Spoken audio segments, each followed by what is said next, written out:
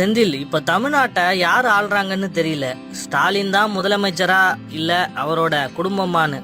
தம்பி, ஒரே வீட்டுக்குள்ள அமைச்சர்கள், ஆலோசகர்கள், ஒட்டுமொத்த அதிகார வர்க்கமும் இருந்தா அதுக்கு பேரு அரசு இல்ல, குடும்ப தனியார் நிறுவனம். இதுக்குதான் மக்கள் ஓட்டு போடணுமா? இல்லத்தில் நீங்க மட்டும் இருந்தா மக்கள் அதிகாரம் எதுக்கு? மக்களுக்கான உரிமை எதுக்கு? அதுலதான் அதிமுக வித்தியாசம். எம்ஜிஆர், ஜெயலலிதா அம்மா, எடப்பாடியார்னு யாரும் குடும்பம் சார்ந்து வரல.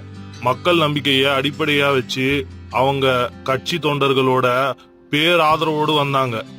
அதான் சரி.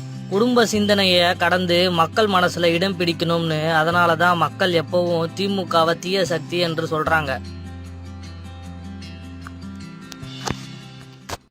ஆணையிட்டால் அது நடந்து விட்டால் இங்கு